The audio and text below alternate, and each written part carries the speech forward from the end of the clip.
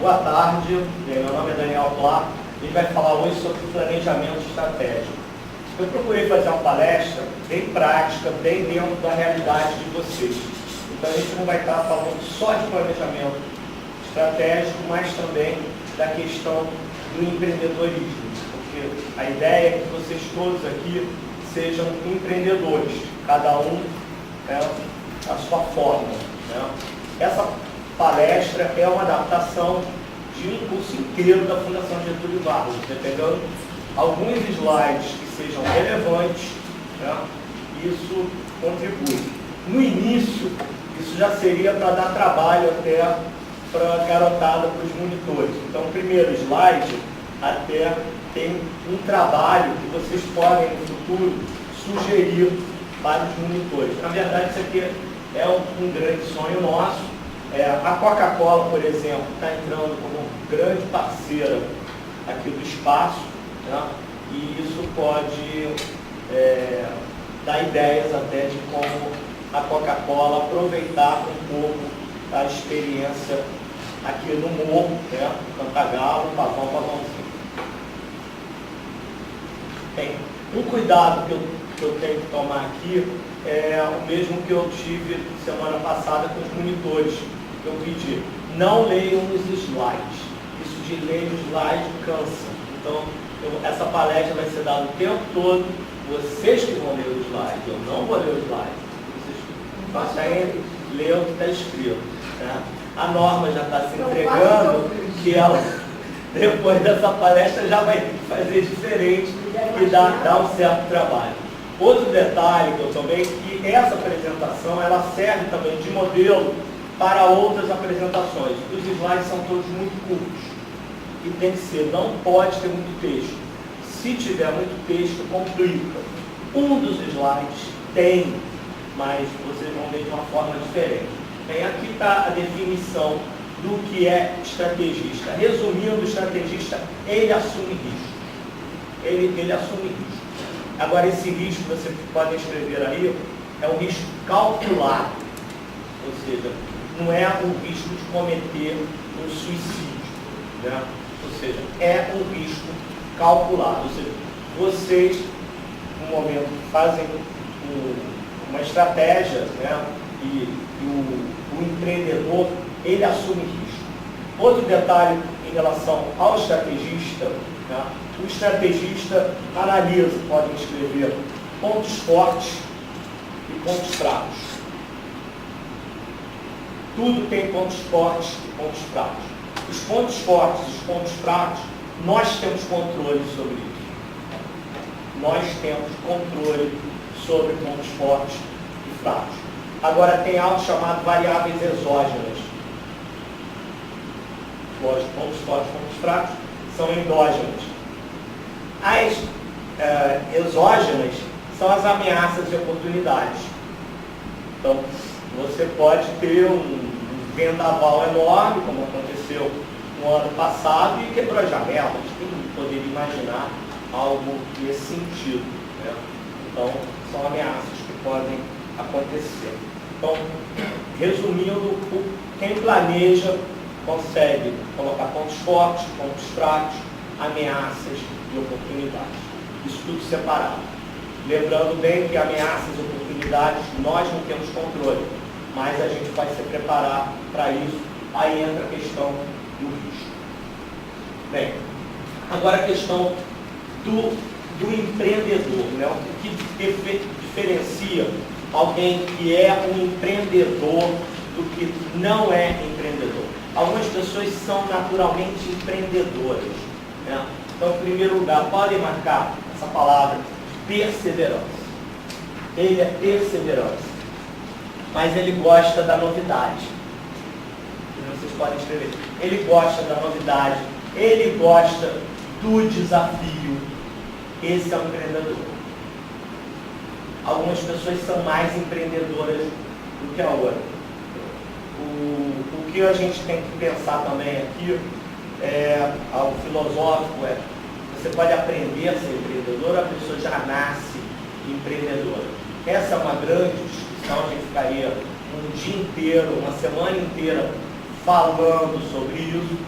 existem correntes distintas sobre isso, mas uma coisa é certa: você pode aprender a ser empreendedor. Você pode aprender. Aqueles empreendedores natos, é lógico, se a gente dá um curso nos Estados Unidos, super sofisticado, e $1 milhão, de repente fica mais fácil. Tá? A gente vai ver isso num slide mais adiante. Bem, de novo a questão do empreendedor, é onde eu quero forçar a barra aqui, De novo a questão das oportunidades. Aí podem anotar nesse slide.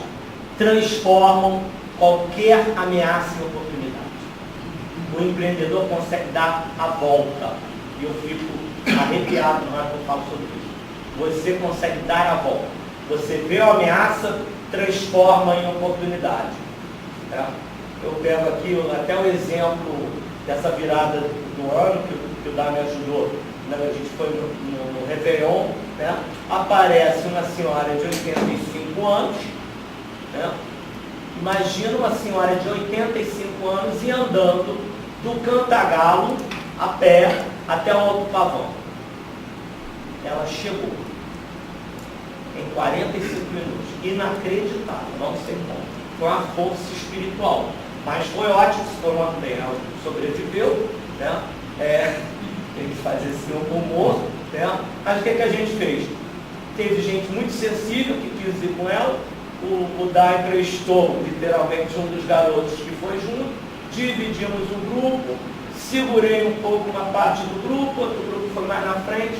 Conclusão, deu tudo certo. Então, ou seja, na hora que você está empreendendo, podem surgir surpresas. Lógico, no próximo Réveillon vamos ter que pedir um atestado. Não, essa senhora quando chegou inteiraça. Ela parecia ter 70 anos. Já no Alto Pavão, depois do Réveillon, ela já parecia ter 95 anos. Ela teve a caminhada, mas ela estava feliz, ela estava muito, muito feliz. Então teria esse exemplo que a gente conseguiu levar essa senhora, e certamente foi o dia, talvez, de realização para ela. Todo mundo ficou assim surpreso com o que a gente fez. Vamos lá. Bem, esse é o slide mais carregado. Esse, de fato, a gente tem que caminhar. É um resumo de tudo. Então, a questão de ser visionário, ele enxerga as oportunidades. Isso é bom vocês escreverem, por isso que eu fiz questão do papel. Então, vocês podem escrever até do lado. Visionário puxa uma seta, Visionário, enxerga oportunidade. Bem relacionados, o networking. Ou seja, essas pessoas que têm a sorte, e aí eu vou distinguir essa palavra sorte com muito cuidado, de terem relacionamentos, têm uma vantagem em relação àquelas que não têm relacionamentos. Ou seja, alguém que conhece o prefeito e o governador pode conseguir mais coisas do que alguém que não conhece o prefeito e o governador. Peguei um exemplo até bem lá em cima. Mas você pode conseguir conhecer o prefeito e o governador. Você não nasceu conhecendo o prefeito e o governador. E hoje, logo cedo, eu vim pensando nisso. Às vezes a gente não conhece porque a gente acha que não vai conseguir conhecer. Como se fosse uma coisa difícil. Pegar o elevador que está parado aqui. No passado era rápido, já me perturbava. Como eu acreditava que se ia conseguir consertar o elevador, o maldito elevador era consertado. Acho que agora a gente acredita que não consegue, e aí não consegue. Mas o relacionamento é fundamental, até para coisas pequenas, que não são tão pequenas assim, são enormes. O elevador é um problema sério. Bem, continuando aqui, são independentes, elas são literalmente independentes, são líderes e formadores de equipe. Aqui todos vocês têm essa característica, sem exceção, por isso que vocês estão aqui. Fazem a diferença, e sempre fizeram. Essa é uma característica que vocês têm. Sabem planejar, alguns mais, outros menos, mas no momento que a gente tem um esquema de planejamento, isso facilita. Bem, sabem tomar decisões, a questão das oportunidades, mais uma vez, a coisa se mistura. O conhecimento, uns têm mais do que os outros, mas a minha sugestão, se concentrem naquilo que vocês gostam. não sei, cada um aqui gosta, né? Você gosta de teatro, se concentra. Eu acredito muito, vocês podem escrever também, a questão do foco. Tenha foco naquilo que você faz bem. Ou seja, a gente não está, infelizmente, numa época de ter Leonardo da Vinci. E mesmo naquela época só tinha um no mundo inteiro. Então, isso é uma coisa excepcional. Né? E ser determinado e dinâmico. O determinado, já vimos no slide anterior, sinônimo é ser perseverante. A gente vai chegar lá. A gente vai chegar lá. E essa coisa de acreditar em você é uma palavra extra, podem escrever. Claro, esse slide seria o dia inteiro, né? Mas você acreditar em você é muito importante. Acreditar no plano também. Quando os garotos fizeram aqui, os monitores, o projeto, né, para a ida a Arraial, estava muito claro que eles acreditavam no projeto deles. Isso é transmitido para quem está assistindo. Ou seja, quem assiste algo, né, vocês que são professores, você de natação, né? Quem conhece natação? Natação, né? E tem um outro que se formou agora em educação física.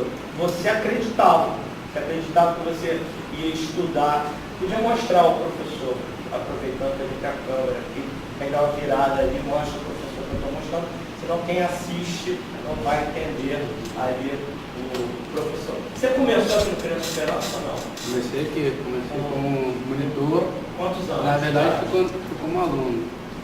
Agora a idade, você lembra a idade? Fala alto. 15, 16. 15, 16 anos. Aí Você tem depois- quantos anos agora? 23. 23. Vamos voltar para cá. Deixa eu ver esse movimento de câmera. Planejado, né? Esse não foi planejado, mas como ele está preparado, eu dei comando, ele está sabendo fazer, ele fez. Isso é um bom exemplo de que você pode, né? Que isso não foi uma simulação, a gente saiu espontaneamente. Tá? Senão quem está assistindo isso vai achar que foi um teatro. Não, não é. Foi espontâneo. Tá? E achamos o personagem assim na hora. Bom, continuando aqui. Como vender a ideia? Que é isso que a gente vai estar fazendo com o nosso plano, cada um com o seu. A gente tem que vender a ideia. Vender a ideia não quer dizer que você vai ganhar dinheiro com a ideia. Né? Porque às vezes tem problemas na hora de me expressar, quando alguém não entende, fala, vou vender essa pauta para o jornalista. Aí quem está assistindo, pois vai ganhar dinheiro porque serve aquela matéria?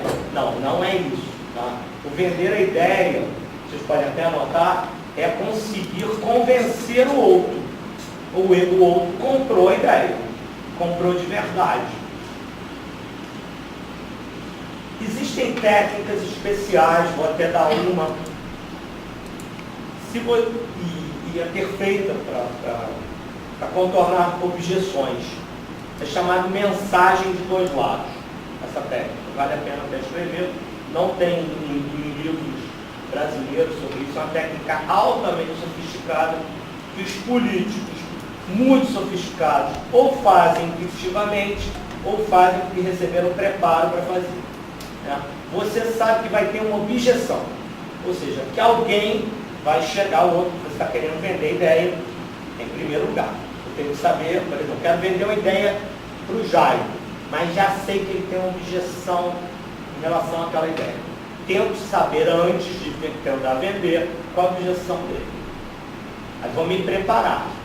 Eu começo o discurso pela objeção. Pela objeção. Com isso, eu capto a atenção dele. Então, vamos anotar aí. Primeiro, saber a objeção. 2, peguei a objeção dele, o que eu faço em seguida? Começo por ela. Começo por ela para quê?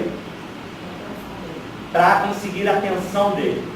Nesse momento, ele se abre. Ele se solta. E aí eu vejo a ideia. É quase que mágico. quem tiver mais habilidade que o outro pode vencer uma eleição ou vender a ideia.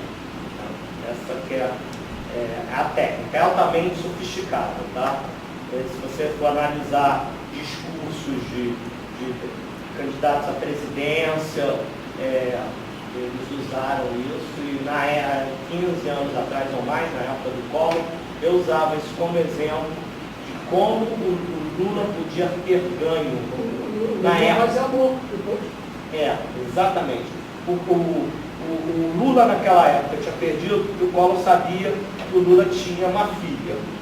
E o Lula já entrou desarmado. Se o Lula, na hora que pegou o microfone, começasse a falar da filha, ele quebrava o Collor.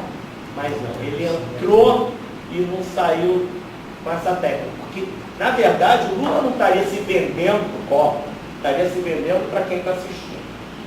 E nesse momento, ele, poxa, o cara falou, o outro ia ficar totalmente esvaziado, não ia poder mais falar sobre isso. E na eleição que ele ganhou, como ele sabia que ele era tipo radical, o Estado deu a marca, o Linha faz amor. Venceu. É verdade. Interessante. E não se falou mais da filha, mais nada. Bem, continuando aqui. Bem, aí vocês já viram a questão. Vocês notaram que eu cobri os tópicos sem ter lido o slide? E com outras palavras. Também já repeti o que está escrito para mim. Às vezes a gente repete, tá? Até porque é muito difícil. Bem, essa questão da sorte de novo, né? Fulano tem sorte. Isso é brincadeira. Né? A sorte, na verdade, é essa questão. Você está preparado para aquilo, surgiu a oportunidade, pegou. E pega, porque ela também não vai passar duas vezes. Isso aqui vale para o dia a dia de vocês. Esse é um ano que a gente está tendo sorte, né? O ano do afrodescendente, a gente tem um caso específico do cantagalo, né? O cantagalo é emblemático nesse sentido, né? Diferente do pavãozinho, você tem uma mistura maior, mas o cantagalo talvez seja, não sei, ninguém fez pesquisa sobre isso, mas é possível que seja a comunidade do Rio de Janeiro, né, com a maior concentração original. Você percebe isso e as pessoas têm uma força, né, e aqui a gente tem essa história toda. Claro que a gente tem que também não esquecer que no pavãozinho você tem um nordestino que veio um cheio de garra para vencer, venceu, e aí você vê que as biroscas dos nordestinos, né, algumas viram quase supermercados. E alguns começam até na favela e depois viram donos de supermercados. Isso é real. Né? Você percebe, eu identifiquei algumas biroscas ali que o birosqueiro já trocou de ponto 5, 6 vezes, e cada vez um ponto melhor e aumentando o faturamento. E cada vez ele vendia a birosca anterior por uma nota, o dobro ou o triplo do valor que ele tinha investido. E você tem inúmeros casos de sucesso nesse sentido. No caso do cantagalo, que é menor, essa coisa toda, você tem uma outra característica. Né? Mas, claro, é menor.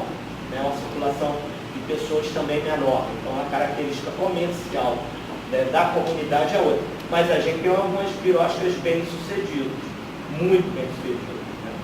Né? Tem gente até que entra como investidor. Tem um garoto ali, né? Eu não vou entrar em detalhes, né? Mas quem conhece a padaria ali, tem a padaria do Cantagalo, o outro trabalha ali, né, de forma fantástica, continuando. Mas ele soube aproveitar a preparação que ele teve. O pai dele já fazia pão, né? Essa coisa toda. Então o garoto tem um talento. Aí tem um pão maravilhoso lá no Cantagalo, que não tem igual no pavão. Bem, a experiência anterior, a gente falou, esse exemplo até do garoto da padaria, né? Eu acho que é tua mãe que está do teu lado? Apesar que eu imaginei que fosse. Né? Por que será? Né? Ou seja, ela dá aula na piscina. né? Isso te ajudou. Tem gente que às vezes desperdiça isso, tá? Você soube aproveitar. Não é que todo mundo tenha que aproveitar isso, tá? Isso também é bem claro. Mas eu acho um pecado alguns garotos novos, que às vezes o pai é advogado, tem um escritório tudo pronto, e ele não pega aquilo que não beijado, né? Meu bisavô era fotógrafo. E aí eu continuo exercitando a fotografia, porque nasci sabendo disso.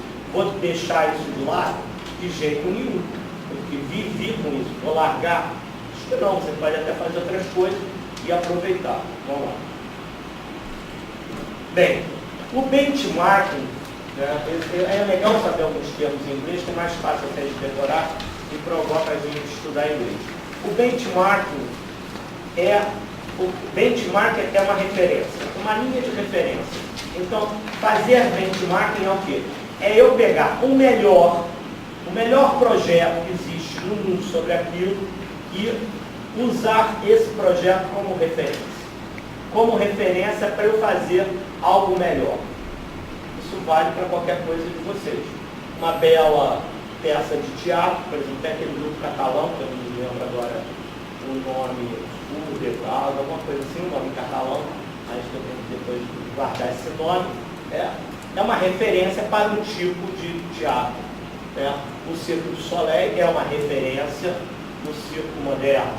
O Criança Esperança, daqui no Cantagalo Pavão Povãozinho, é uma referência para o Brasil e, de certa forma, até para o mundo. Edgar Morin morre de inveja desse projeto, ou seja, ele vê esse projeto como uma coisa dentro do sonho dele, de filósofo. Ele vê, poxa, esses caras estão fazendo a coisa da forma que eu imaginei. Então, porque ele esteve aqui emocionado. Ele veio para cá com emoção. Pô, estou vendo o que eu imaginei. O Dalmo Dallari, né, quando ele veio aqui, ligou para a mulher do celular, né, ele estava emocionado, com os olhos esbugalhados, adivinha onde eu estou. Dalmo Dallari poderia estar em qualquer lugar do mundo, no alto do Cantagalo, né? Isso foi 2 anos atrás, né? Passa muito rápido. Emocionado. Ele não se emocionou porque teve o pessoal da Cândido Mendes lá aplaudindo, não. Ele se emocionou porque veio almoçar no morro, né? E, bem, isso que ele entrou muito, né? Esse cara vamos continuar.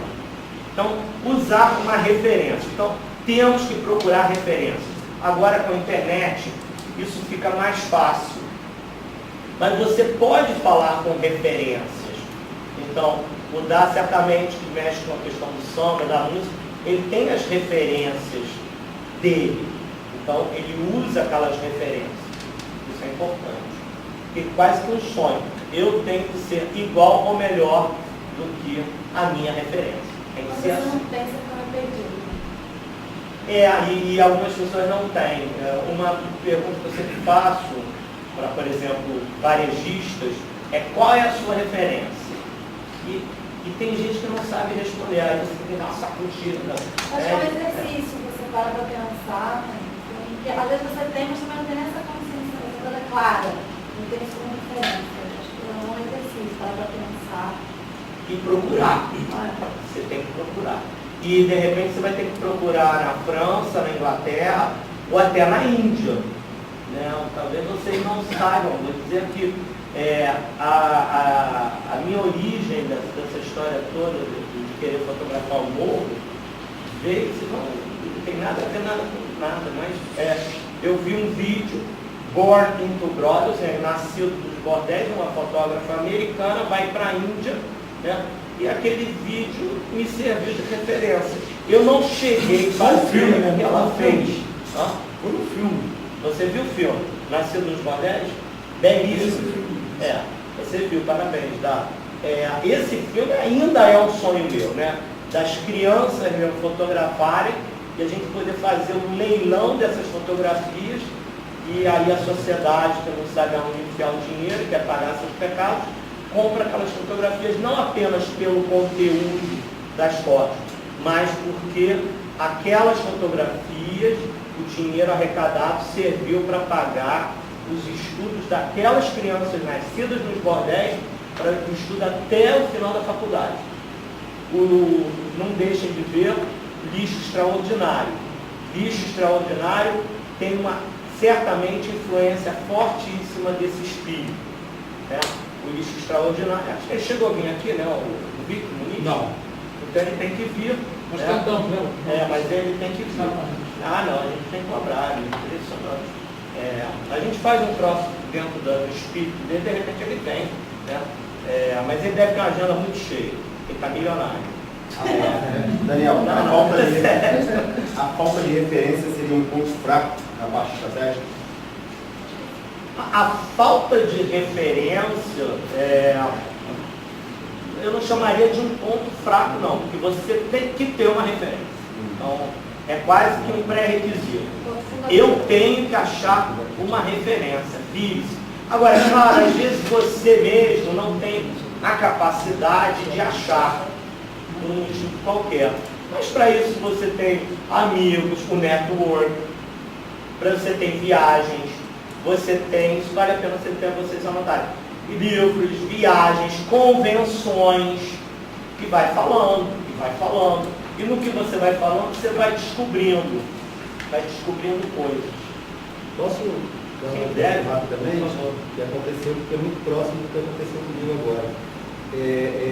Eu já venho alimentando uma espécie de estudo meu, pessoal mesmo, de conseguir empreender um trabalho de teatro para criança, infantil, baseado numa vertente que eu venho raciocinando nos últimos tempos.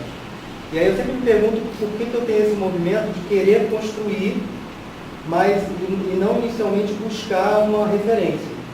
E hoje, hoje eu concluí um curso, né, nessa área do teatro infantil, onde eu consegui encontrar uma pessoa, que foi uma das professoras, que trabalha e desenvolve exatamente o que eu estava pensando. Então, me deu força para compreender aquilo que eu já vinha desenvolvendo na minha cabeça. Quer dizer, aquela ideia, nada se cria, tudo se copia, né?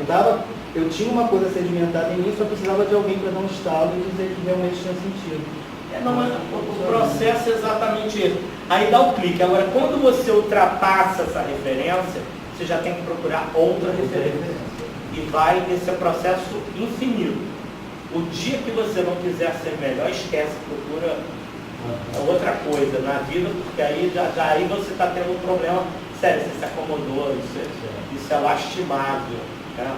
Já que sabe aquela início do título de propriedade, foi futucar. Aí achei que a ideia era original, que nada. Começou um monte de gente me falar de peruano, Hernando Pessoa, chega, já me falaram 3, 4 pessoas preparadas, eu tinha que ler o Hernando Pessoa. Conclusão, você já tem alguém que já escreveu sobre aquilo. Então, isso te ajuda muito até no discurso, no processo de convencimento, sobre as ideias. Eu acho que a referência é importante e tal, né? Começar falando. A referência é super importante, mostra o que você falou. Agora, eu acho que a gente também corre o risco de ter uma única referência em cima daquilo o tempo inteiro, né? Que acaba, às vezes, essa sua referência acaba não falando para todos, acaba você não conseguindo. Você tem uma referência, mas que referência é essa? Como é que você atua com essa referência? E como é que você também, de alguma forma, diversifica essa referência? Entendeu? Porque senão é muito fechado, é uma rádio, só com a sua referência, só uma referência.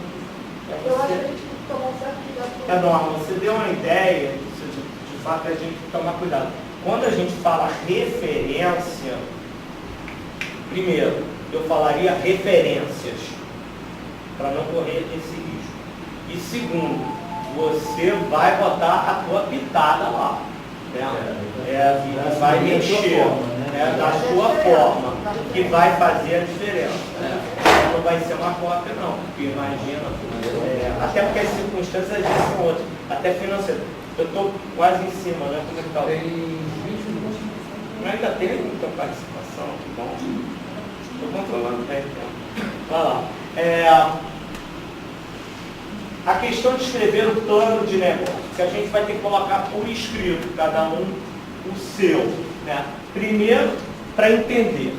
Isso é fundamental, podem marcar a palavra entender.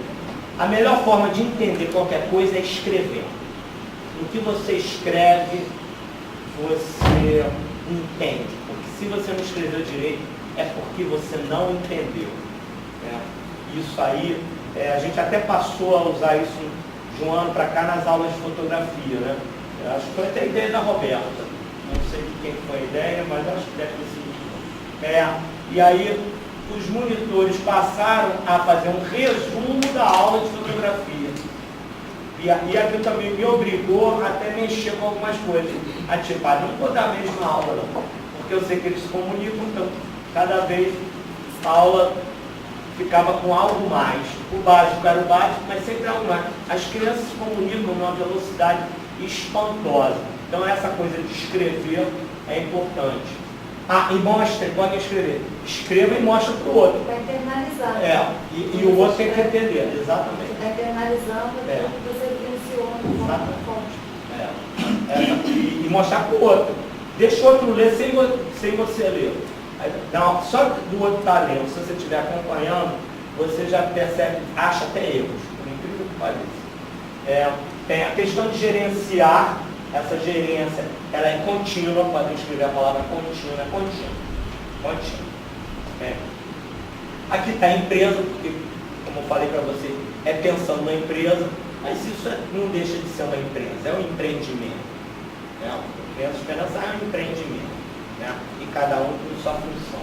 Bem, a questão de financiamentos e recursos, essa parceria, por exemplo, com a Coca-Cola, é um belo exemplo. No caso da Arraial, que a SEG também gentilmente já cobriu a questão da posada, né? Um financiador para o lanche, que eu não vou dar o nome ainda aqui, né? mas ele deu que ainda não respondeu, se tivesse respondido, já teria o merchandising, né? Mas vou ligar, não mandei só um e-mail não, agora eu vou ligar. A questão aqui é perseverança. Não! Se eu não conseguir, não tem problema. Aliás, já pede para os garotos mandarem uma cartinha bacana, tem que ser outra, depois me cobra, para aquele lance de hambúrgueres que tem lá. Numa dessas a gente consegue os hambúrgueres. Já é alguma coisa, já é um lanche. Eles até falaram isso, né, André? Isso aqui já está um modelo, uma carta modelo que a gente pode manter. Não, mas eu vou te mandar a minha. Mas é que a minha é intimista, porque eu conheço a pessoa. Tem que ser uma fusão, depois a gente fala. Continuando aqui, o plano. Aliás, no caso de cartas, essas cartas de pedido de patrocínio, etc e tal, é fundamental dar um toque pessoal. O outro lado tem que ver que você fez aquela carta para ele. Botando o nome da pessoa, dá um toque pessoal. Porque senão você não vai ter resposta. E a questão da voz humana é fundamental. É muito fácil se alguém não responder um e-mail, diz que não recebeu, sumiu no buraco negro da internet. Eu tenho certeza que vai ser a resposta que eu vou ter. Vamos ver. Tá? Continuando aqui. E você tendo um plano de negócios, isso aumenta em mais de 50%, 60%, está comprovado, as chances de teu projeto dar certo. Você tem um projeto ali. Agora você pode ir mexendo com aquele plano, tá? Você não vai ficar totalmente preso, engessado no plano, não. O plano serve de guia do que você vai estar fazendo. Tá? Certamente isso aqui surgiu de um grande plano, né? Um plano fantástico. Bem, a questão do treinamento. Primeiro, essa questão de dizer o que eu vou estar ensinando, né? Na questão do treinamento. Porque vocês vão estar treinando as pessoas. Você não vai conseguir fazer um plano, executar aquilo sem preparar a gente para isso ou sem ter gente preparada. Né? A questão do raciocínio, uma empresa, por exemplo, como a 3M, diz que o executivo vale pelos seus erros. Ou seja, a pessoa erra e no que ela erra está aprendendo. Essa é a filosofia da 3M. Vale até para uma criança quando está nadando. Ela aprende com seus erros.